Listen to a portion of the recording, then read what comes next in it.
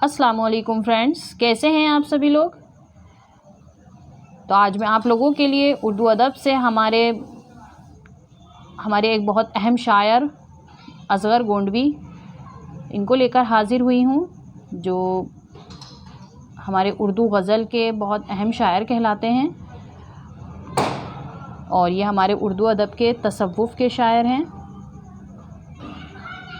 और उर्दू अदब से हमारे एक और तसव्वुफ़ के शायर हैं, तो वो भी बताते चलूँ मैं आपको। दर्द भी हमारे उर्दू अदब के तसव्वुफ़ के शायर कहलाते हैं और असगर गोंडवी भी हमारे तसव्वुफ़ के शायर हैं। तो चलिए शुरू करते हैं।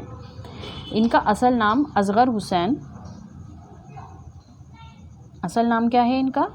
असगर हुसैन, और तखल्लुस क्या करते थे ये? असगर। ठीक है, ये ऐसा एग्ज़ाम में पूछ लेते हैं अक्सर कि असगर गोंडवी का असल नाम क्या था, तो उनका असल नाम था असगर हुसैन। आगे देखते हैं। असगर की विलादत 1884 कहाँ हुई थी? गोरखपुर में हुई थी। तो इनकी विलादत 1884 में हुई थी और इनकी वफ़ात भी मैं बता दूं आपको, इनकी वफ़ात हुई थी 1936 में इलाहाबाद में इनकी वफ़ात हुई थी। आगे देख लेते हैं। असगर के वालिद का नाम मुंशी तफज़्ज़ुल हुसैन था।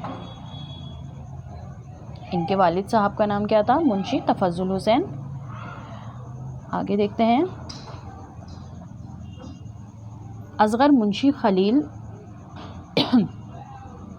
पहले मैं आपको एक बात और बता दूं कि इनका असगर गोंडवी नाम किस वजह से पड़ा था, क्योंकि ज़्यादातर इन्होंने अपनी ज़िंदगी का यानी बेशतर हिस्सा इन्होंने अपना गोंडा में ही बिताया था। अपनी ज़िंदगी का बेशतर हिस्सा इन्होंने गोंडा में बिताया था, जो कि यूपी में है। तो इसलिए इनका नाम असगर गोंडवी पड़ा था।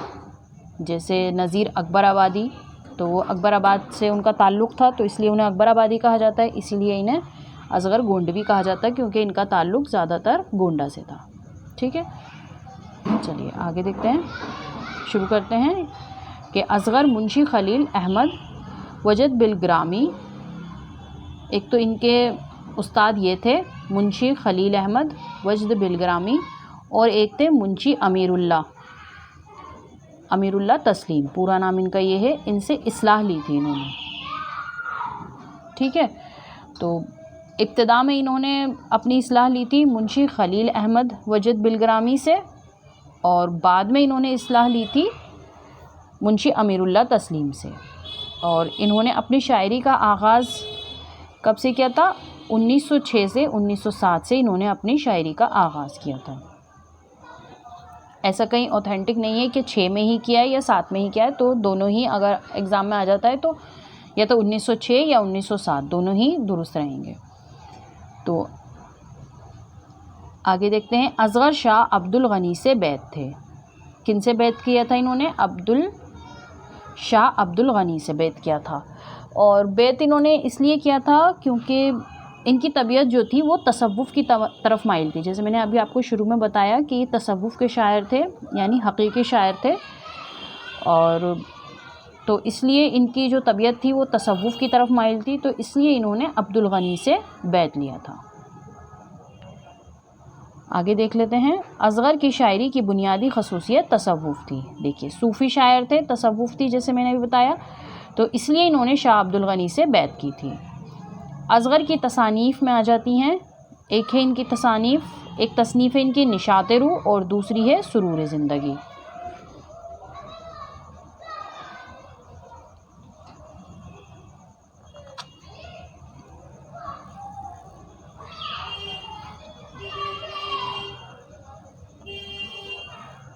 ये देखिए, एक तसनीफ़ है इनकी निशात रूह और दूसरी है सुरूर ज़िंदगी। तो जो इनकी निशात रूह है वो इनका पहला मजमूआ कलाम है, जो कि 1917 से 1934 तक का कलाम है इनका, जो इनका दौर रहा है। तो 1917 से 1934 तक का जो दौर रहा है वो उस तो 1934 से 1917 से 1934 तक का ये इनका कलाम है, जो कि पहली बार शाया हुआ था, जो कि पहली बार 1925 में शाया हुआ था। 1925 में, ये भी बता दूं आपको, 1925 में कहाँ से शाया हुआ था? आज़मगढ़ से शाया हुआ था, और मिर्ज़ा एहसान बेग ने इसको शाया किया था। ठीक है, 1925 में आज़मगढ़ से शाया हुआ था। मिर्ज़ा एहसान ने अपने मतबुआ मुआरिफ से इसको शाया किया था। नेक्स्ट देख लेते हैं, सुरूर ज़िंदगी 1925 से 1934 तक का कलाम है ये इनका, तो जिसमें कुल अशार की तादाद है 503। ठीक है, तो ये मैं बात आपको बता चुकी हूँ कि 1925 में आज़मगढ़ से इनका कलाम शाया हुआ था। आगे देख लेते हैं, असगर की शायरी के 3 मजमूए हैं। टोटल कितने मजमूए इनके? 3 मजमूए हैं। और असगर की वफ़ात 1936 इलाहाबाद में हुई थी।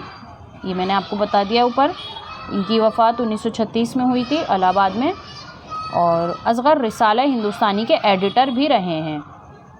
असगर कहाँ के एडिटर रहे हैं? हिंदुस्तानी रिसाले के। आगे देख लेते हैं,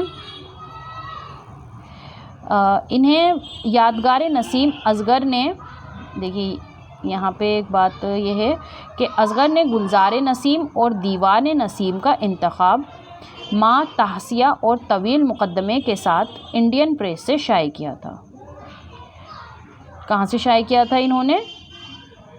इंडियन प्रेस से शाया किया था असगर ने, गुलजार नसीम और दीवान नसीम का इंतखाब। ठीक है, ये बात याद रखिएगा। और आगे देख लेते हैं,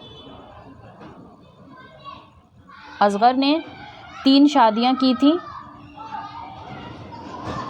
असगर ने 3 शादियां की। पहली जो इनकी बीवी थी, जो शुरुआत में पहली अवाइल उम्र में की थी, और दूसरी शादी छुट्टन से की, और जो नसीम की बड़ी बहन थी और जिगर की साली थी, जिगर मुरादाबादी की साली भी थी वो।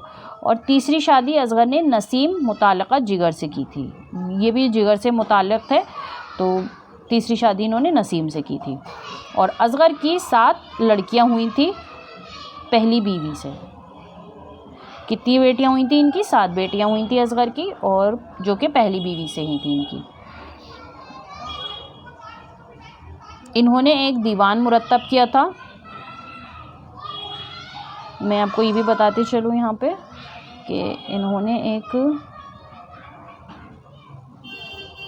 दीवान भी मुरत्तब किया था, जिसका नाम था दीवान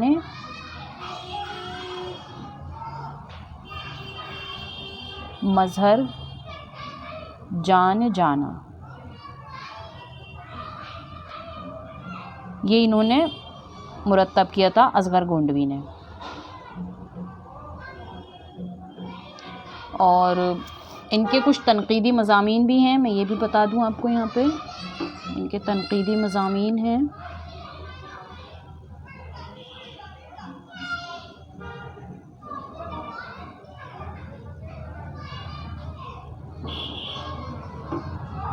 कौन कौन से हैं? मुक़द्दमा रूह रवा,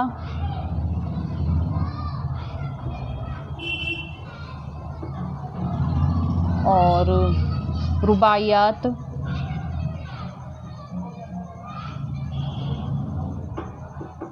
मुक़द्दमा क़याम,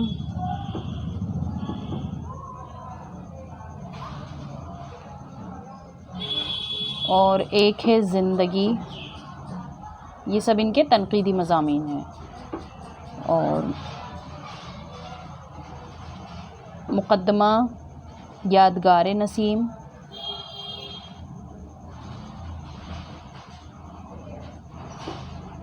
और एक है अनवार, और एक है नवेद ज़िंदगी,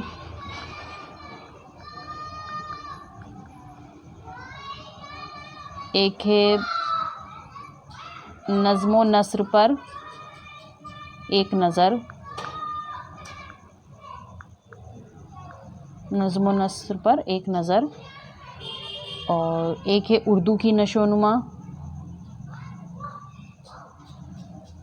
उर्दू की नशोनुमा, और एक है उर्दू शायरी की ज़हनी तारीफ़।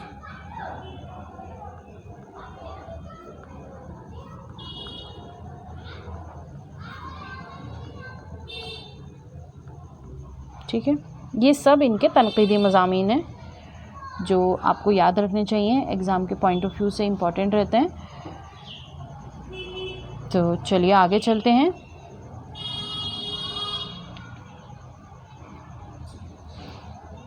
हमारा नेक्स्ट टॉपिक, आगे हम पढ़ेंगे मिर्ज़ा यास यगाना चंगेज़ी के बारे में। ये देखिए, मिर्ज़ा यास यगाना चंगेज़ी, इनके बारे में मैं आपको बता दूं।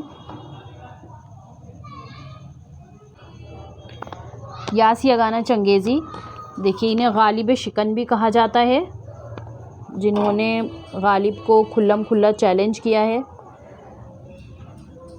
इन्हें गालिब शिकन भी कहा जाता है। अक्सर ये एग्ज़ाम में क्वेश्चन आ जाता है कि गालिब शिकन किसे कहा जाता है, तो यास यगाना चंगेज़ी को कहा जाता है। और इन्होंने खुलेआम अपने कलाम में गालिब की बुराई की है और गालिब के कलाम पे नुक्ताचीनी भी की है। ठीक है, चलिए शुरू करते हैं। इनका असल नाम था मिर्ज़ा वाजिद हुसैन। असल नाम इनका क्या था? मिर्ज़ा वाजिद हुसैन। और पहले तखल्लुस यास करा इन्होंने, फिर यगाना किया, और इससे भी पहले इनका एक तखल्लुस था हुसैन। सबसे पहले इन्होंने हुसैन तखल्लुस करा, फिर उसके बाद इन्होंने यास करा, और फिर यगाना तखल्लुस किया था। ठीक है, यगाना की विलादत 1882 से 84 पटना में हुई थी। या 82 या 84 पटना में हुई थी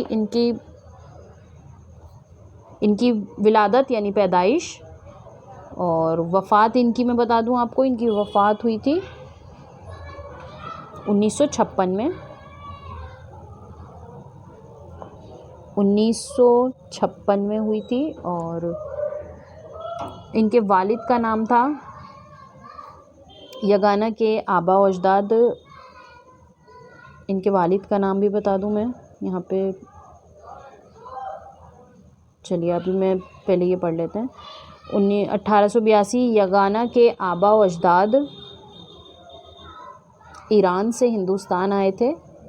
कहाँ से आए थे इनके आबा व अजदाद? ईरान से हिंदुस्तान आए थे। यगाना ने पहले सैयद अली ख़ान बेताब और फिर शाद अज़ीम आबादी से इस्लाह ली थी। यानी इनके उस्ताद कौन थे? सैयद अली ख़ान बेताब और फिर शाद अज़ीम आबादी, ये दोनों इनके उस्ताद थे। और यगाना का तारीख़ी नाम मिर्ज़ा फ़ज़ल अली बेग था। तारीख़ी नाम क्या था इनका? मिर्ज़ा फ़ज़ल अली बेग। और यहाँ पे है इनके वालिद का नाम मिर्ज़ा ग़ुलाम हुसैन उर्फ़ मिर्ज़ा प्यारे साहब। इन्हें मिर्ज़ा प्यारे साहब भी कहा जाता था इनके वालिद को, और मिर्ज़ा ग़ुलाम हुसैन इनका असल नाम था। और यगाना ने 1920 से 21 तक, और या 20 और 21 से लेकर 1927 तक इन्होंने यास और यगाना दोनों ही तखल्लुस इस्तेमाल किए थे। इसीलिए इनके नाम के साथ दोनों ही तखल्लुस जुड़ गए थे। हालांकि कहीं कहीं इन्होंने यास कराया, कहीं यगाना, पर दोनों ही तखल्लुस इनके नाम के साथ जुड़ गए थे, यास यगाना। और इनकी तालीम मैं आपको बता दूं, इनकी इब्तदाई तालीम रही है, इन्होंने तालीम ली है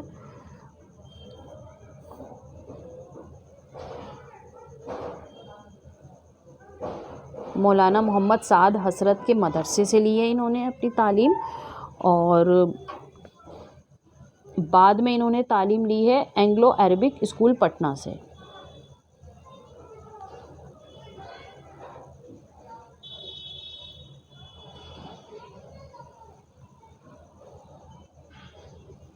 एंग्लो अरबिक स्कूल पटना से ली थी। यहाँ पे तालीम का जिक्र नहीं है तो इसलिए मैं बताते चलूँ आपको। और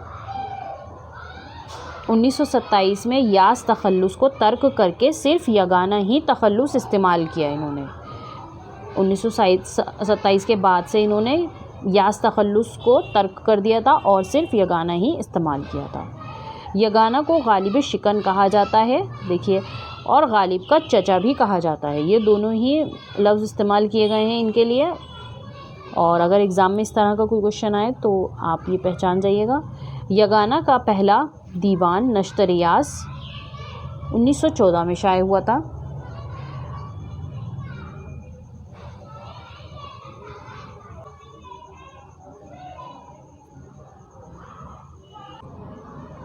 देखिए, पहला इनका दीवान है नश्त रियाज़, दूसरा दीवान है इनका आयात विजदानी और तीसरा दीवान है इनका तराना। तराना इनका तीसरा दीवान है जो सिर्फ रुबाई का है, जिसमें 205 हैं और 205 रुबाइयाँ हैं और 15 इसमें से फ़ारसी की रुबाइयाँ हैं और 9 मज़ाहिया रुबाइयाँ गालिब के बारे में हैं। इसमें डायरेक्ट गालिब के ऊपर इन्होंने तंज़ किया है, जिसमें 9 रुबाइयाँ मज़ाहिया हैं वो गालिब के बारे में ही हैं। तो इनकी टोटल 205 रुबाइयों का इनका एक मजमुआ है जिसका नाम है तराना। तो इनके 3 मजमुए कलाम हैं, पहला नश्त रियाज़, दूसरा आयात वजदानी और तीसरा तराना। ठीक है, आगे देखते हैं।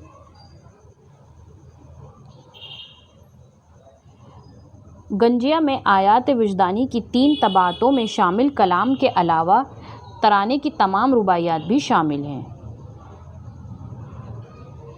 अगला, गंजिया को अली सरदार जाफरी ने तरतीब दिया है।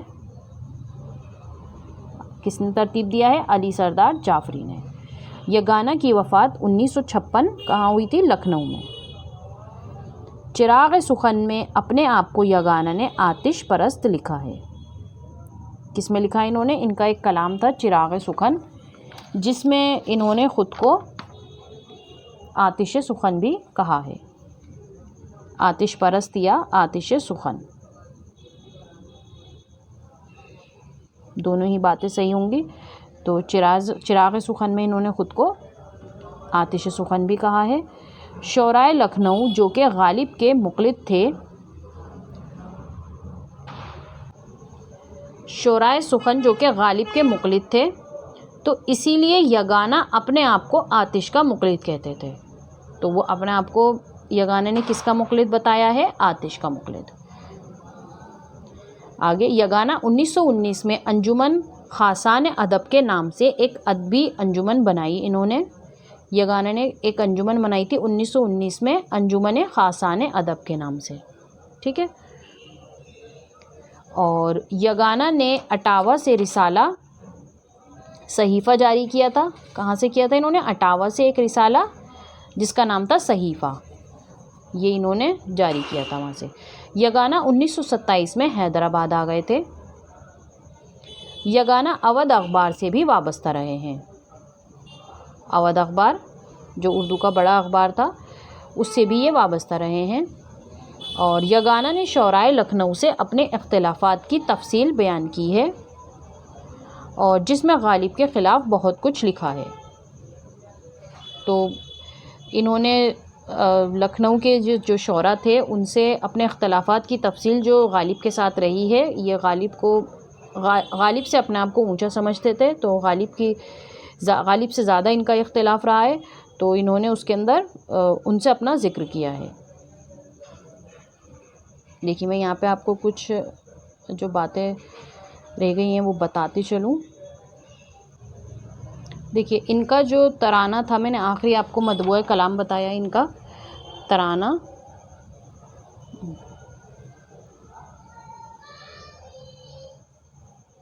तो जो इनका आखिरी मतबूआ कलाम है तराना, उसके अंदर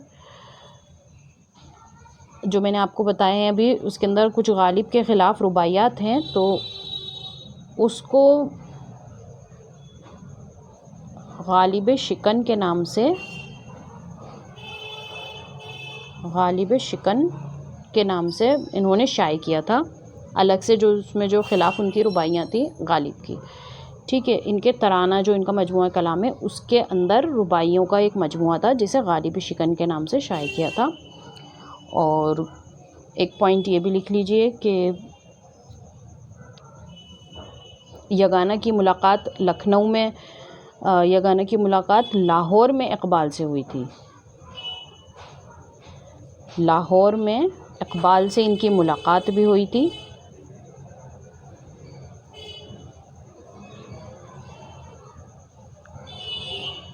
और यगाना असगर और जिगर के साथ लाहौर गए थे 1926 में, ये भी इम्पॉर्टेंट है। 1926 में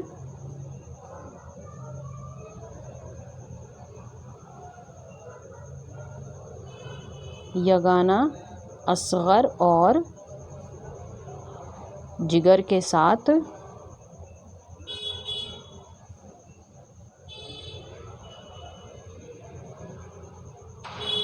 लाहौर गए थे। ठीक है, और इनकी शादी के हवाले से भी लिख लीजिए एक पॉइंट कि इन्होंने 1913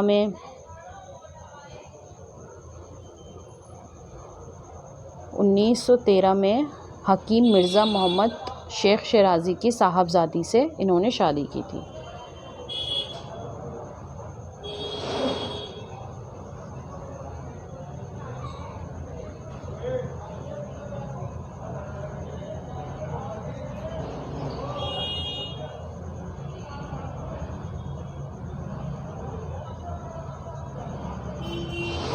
साहबजादी से शादी की थी। और एक पॉइंट और मैं आपको बता दूं यहाँ पे कि यगाना ने अपने नाम के साथ क्या क्या नाम जोड़े हैं। एक तो इन्होंने अपने नाम के साथ इमामुल ग़ज़ल, अपने नाम के साथ इन्होंने इमामुल ग़ज़ल,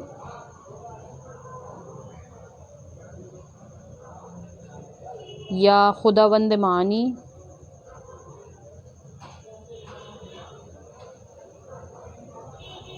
और मुजाहिदुल अस्र,